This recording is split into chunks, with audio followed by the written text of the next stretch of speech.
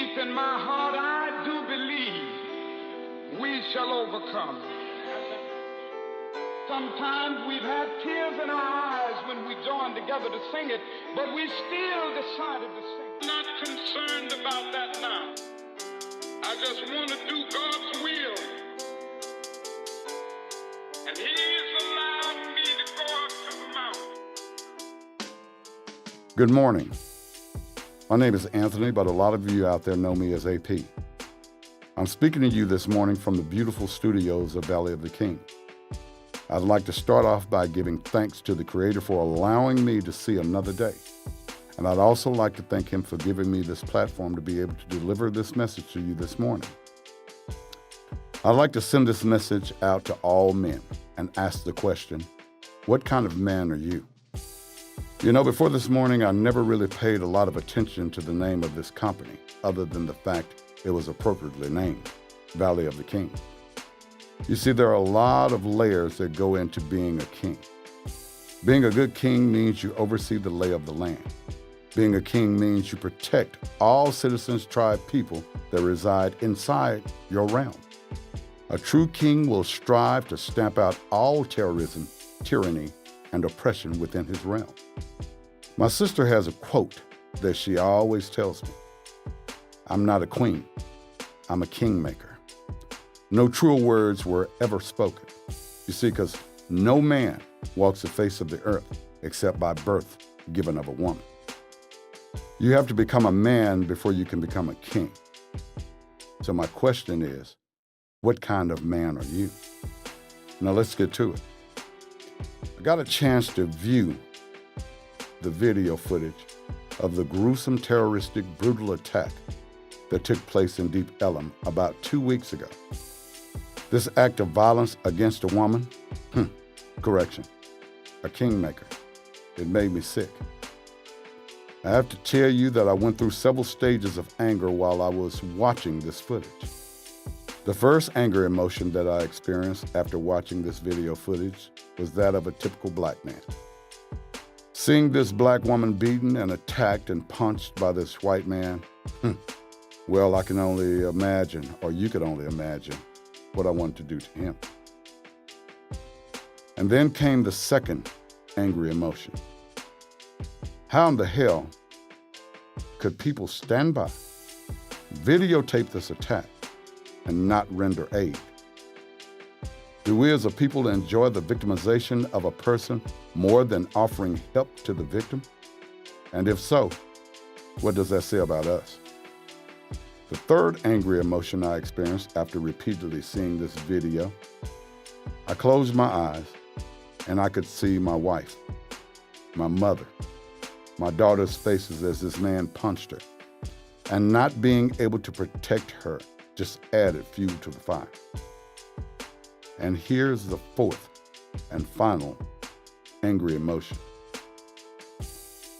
How in the hell can that be a misdemeanor offense? The definition of misdemeanor is minor wrongdoing. That didn't look minor to me. And now, here we are, 2 weeks out, and now the DA decides to upgrade the charges to aggravated felony assault. I'm sorry, but in my opinion, this is not, it shouldn't have happened. The assault or the incorrect charge. What kind of man are you? Being a veteran, I was fortunate enough to serve my country for 11 years. I was unfortunate enough to see firsthand what terrorism looks like up close and personal. And that, what I witnessed, was terrorism in every sense of the word. So now the question is, what are we going to do about it? And let's make one thing perfectly clear. It would not have mattered if the woman, or man for that matter, was African American, Caucasian, Asian, or Latin American. Me personally, as a man, I would feel the same way. Let's take a minute to define what the word man actually means. There are a lot of people in our society that think because a male has an appendage, that makes him a man. Not true. It just makes him male. What truly makes a man is his mind, his heart, and his character. Question again. What kind of man are you? So, as a man, what are we going to do about it? As men, what are we going to do about it? Well, I'll tell you what I'm going to do.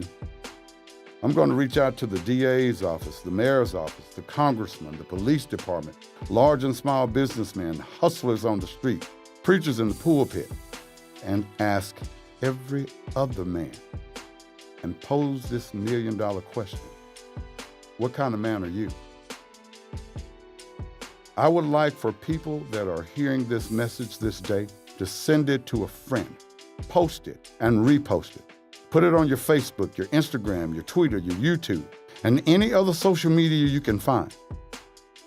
If you can help take a song, a joke, or the millions of other things we see every day on the World Wide Web and make it go viral, I think that this subject matter might be just a bit more important than any other thing you may ever accomplish in your life. I challenge every man to come and join me as men. It starts with us. Can you make a difference in your kingdom, your community?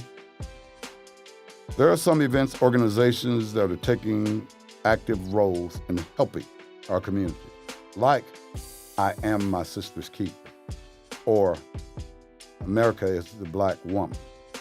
I actually got a chance to go to the event in the 9th, I Am My Sister's Keeper. It was beautiful. I saw a lot of men at the event, and that's good. But what do you do after the events are over? Do you go back to the old antics, or do you actively make a move for change? What kind of man are you? Does not matter whether you're black, white, Latin, or Asian, Protestant, Muslim, Catholic. This affects you. What you do this day will affect you for the rest of your days. So, are you a man or are you male? With that being said, I'd like to end this men's message today. And to my brothers of color, I have one last note. There was a other time in history when we were unable to protect our women. Excuse me, kingmakers. At that time, your ancestors were shackled in the hulls of slave ships. And at the bottom of ships, they listened while their women and their children were being bound, beaten, and raped by oppressors. Our forefathers were shackled. What's your excuse? What kind of man are you? Deep in my heart, I do believe we shall overcome.